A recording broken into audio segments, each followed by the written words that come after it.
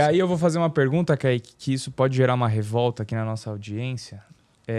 Calma, mas fica calmo, não precisa bater aí no seu prato de comida, que você tá almoçando. Eu sei que você gosta de almoçar assistindo a gente, não precisa queimar carro, quebrar as coisas. Seria então a China um comunismo que funciona? Funcionou? É o case validado? Não é um comunismo, que o comunismo seria o próximo estágio, né? Que o comunismo ele prevê que não exista Estado, né? Então o socialismo, na verdade, é uma fase de transição para o comunismo. É um socialismo de mercado que tem mostrado tá dando certo, né? Justamente porque, na realidade, os próprios teóricos lá atrás, por isso que nesse livro do Michael Woods ele fala capitalismo industrial, capitalismo financeiro e socialismo, né? No pós-guerra era uma espécie de uma experiência já caminhando para o socialismo, porque os teóricos achavam que o capitalismo industrial ia evoluir inevitavelmente para o socialismo, né?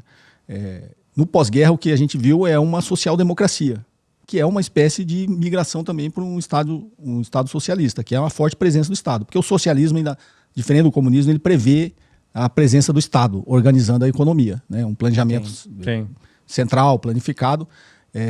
Um erro que talvez a China não cometeu, que foi o que a União Soviética cometeu, porque a derrocada da economia soviética foi justamente a economia planificada no limite. Eles achavam que a economia planificada ia conseguir, de forma centralizada, prover solução para a economia como um todo. Então, o que a União Soviética cometeu de erro, no meu ponto de vista, né, e quando você lê um pouquinho da história, você nota, é que a economia planificada ela é muito eficaz no setor de infraestrutura, no setor social, para organizar a economia. Mas quando você passa para a parte de consumo e de bens duráveis e não duráveis, ele não é tão eficaz assim. O sistema capitalista se mostrou mais eficaz para organizar os mercados e a economia quando você fala de bens de consumo, bens duráveis e não duráveis. Mas quando você fala na parte de infraestrutura básica, de energia, né, de saúde, de educação, o Estado é mais eficaz, e isso na União, tanto que a União Soviética era reconhecidamente um país extremamente avançado em saúde, a Cuba, né, em saúde, em educação, em infraestrutura de transporte, tudo isso, e obviamente pela guerra armamentista na parte militar. A Rússia se mostrou muito, a União Soviética se mostrou muito eficaz nisso. Só que o que foi gerando insatisfação nos países da União Soviética ao longo do tempo é porque a economia não se mostrou eficaz em organizar a economia na parte de consumo, bens duráveis e não duráveis. Então, carro, geladeira, próprio alimentação, eles não conseguiram se mostrar eficazes nisso. E o que a China fez, no meu ponto de vista, quando você olha a própria história da União Soviética, a China tomou esse cuidado. E cai nisso que eu falei dos macro setores improdutivos e produtivos, né, que está lá no livro do Elias. A China, acho que olhando essa experiência da União Soviética, ela fez exatamente o que a União Soviética não fez. Ela se mostra um Estado extremamente forte, intervencionista, nos macro setores que ele acredita que o Estado faz diferença, de infraestrutura, de geração de energia, de transporte público, né, de a parte social, de tudo que tem que prover, que na visão deles não é para dar lucro, é para tornar a economia mais produtiva, né? E no setor de bens de consumo duráveis e não duráveis, eles permitiram a entrada de empresas privadas, pequenas. E aí um erro que os países capitalistas cometem, que eles não cometeram, eles não permitem uma alta concentração no mercado.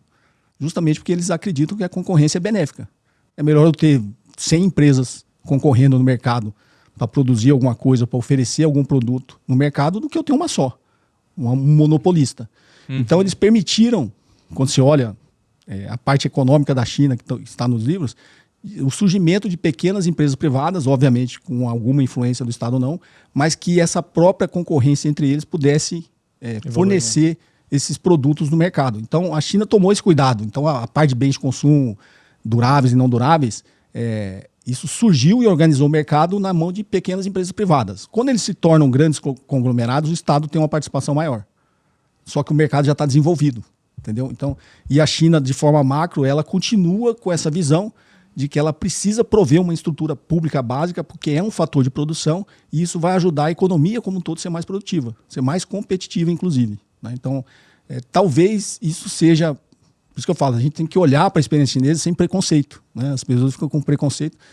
Cara, quem vai na China, não tem como você negar que aquilo ali está dando certo, né? Obviamente deve ter alguns problemas, todo país ainda tem problemas, mas você vê que a experiência que eles adotaram está dando certo. Então, o que a gente pode tirar de proveito disso, né? O que eles estão fazendo de certo?